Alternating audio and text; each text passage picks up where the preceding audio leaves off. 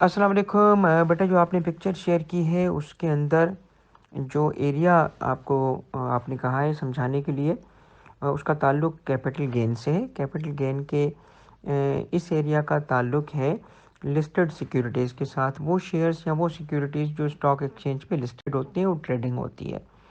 अच्छा, मैं इसको एक मिसाल दे के आपको समझाता हूँ ताकि बिल्कुल देसी और सादा वे में आपको सारी चीज़ें समझ आ जाएं और आपको फिर ये वाला हिस्सा भी समझ भी आ जाए और याद भी रह जाए। अच्छा देखिए, अगर मैंने किसी भी कंपनी के शेयर्स परचेज़ करने हैं एज़ अ आम बंदा, तो मैं डायरेक्ट स्टॉक एक्सचेंज पे जाके ट्रेडिंग नहीं कर सकता। मुझे किसी ब्रोकर के पास जाना पड़ेगा जो कि स्टॉक एक्सचेंज का मेंबर है। तो बड़े बड़े ब्रोकर्स के आपने नाम सुने होंगे जी, आरिफ हबीब और ये और वो। तो ये सारे ब्रोकरेज हाउसेस हैं और इस वक्त तकरीबन पाकिस्तान में वैसे तो कुछ 260 के करीब ये ब्रोकरेजेस हैं, मगर एक्टिव 192 हैं। ये 192 जो है ना, ये ब्रोकर्स हैं मुख्तलिफ, जो अपने लिए भी सेल परचेज करते हैं मगर आम लोगों के लिए भी करते हैं। अच्छा, ये जो ब्रोकरेज हाउसेस हैं या जो मेंबर्स हैं स्टॉक एक्सचेंज के, ये अपने क्लाइंट से, जैसे मैंने उसके साथ जो है वो अकाउंट खोला हुआ है, तो उससे कमीशन चार्ज करते हैं। अब सपोज़ करो मैंने कहा उसको कि मुझे जी फ़लाँ कंपनी के शेयर्स चाहिए, उसने मेरे लिए परचेज़ कर दिए, तो मुझसे कमीशन चार्ज करेगा। मैंने कहा जी इनको बेच दो, तो कमीशन चार्ज करेगा। अब ये जो कमीशन है ना, ये मेरा और उस ब्रोकरेज हाउस का या उस ब्रोकर का मसला है, ये किसी को और को नहीं पता होता। अब सपोज़ करते हैं कि जी स्टॉक एक्सचेंज पे एक एक ट्रेड मैंने किया और मैंने जो है वो अपने ब्रोकरेज हाउस को कहा कि बेचो, और उसने बेच दिया।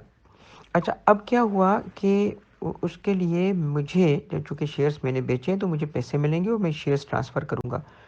तो स्टॉक एक्सचेंज की ये जो ट्रांज़ैक्शन है, इसको सेटल करने के लिए एक कंपनी बनाई हुई है। उस कंपनी का नाम है NCCPL, national clearing company of Pakistan. Stock exchange की का अपना भी बता दूं कि स्टॉक एक्सचेंज भी बज़ाते खुद एक कंपनी है और ये लिस्टेड बाय गारंटी कंपनी है और उसके मेंबर्स होते हैं।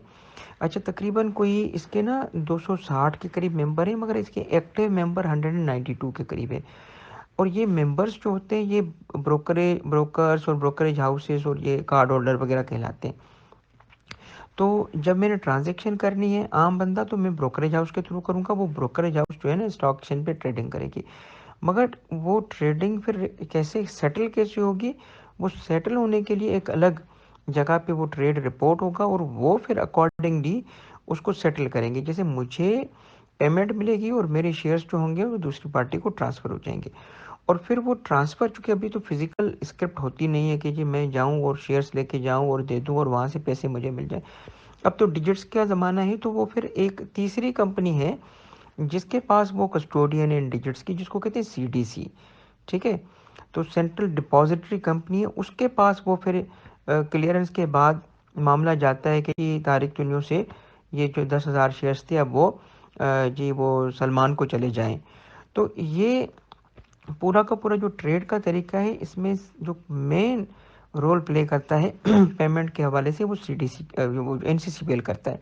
रिकॉर्ड के हवाले से सीडीसी करता है और ट्रांजैक्शन के हवाले से पाकिस्तान स्टॉक एक्सचेंज करता है।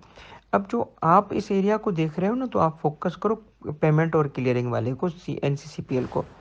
अच्छा, एनसीसीपीएल ने देखा कि जी तारिक चुनियों को पेमेंट आनी है से 5 लाख रुपए और इसने शेयर्स देने हैं, सपोज कर लो 10,000 शेयर्स।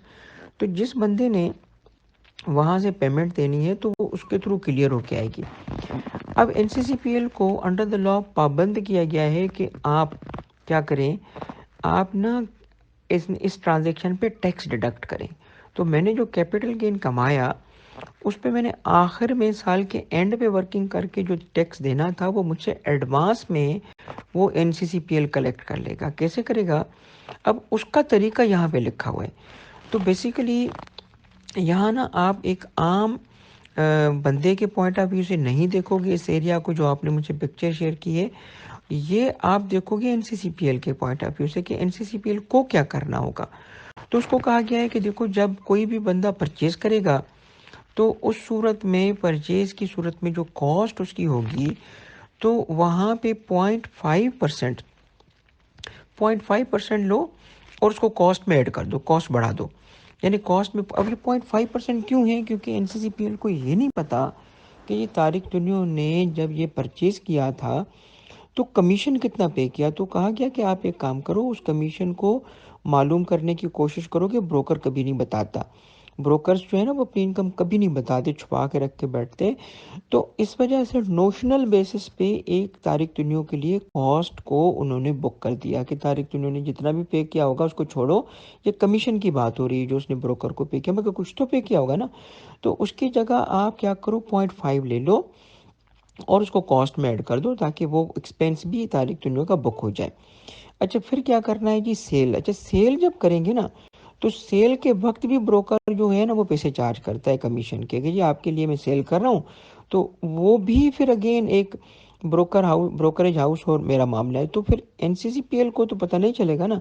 तो कहा गया अच्छा आप एक काम करो कि जब सेल हो रही है तो भी 0.5% कंसिडरेशन रिसीव्ड, जो जहाँ पैसे आ रहे होंगे तीसरे सलमान से मेरी तरफ, तो कंसिडरेशन रिसीव्ड है, उसका 0.5% जो होगा उसको एज ए नोशनल एक्सपेंस लेके माइनस करो, और जो बाकी गेन बच जाए उस पे से टैक्स डिडक्ट करो।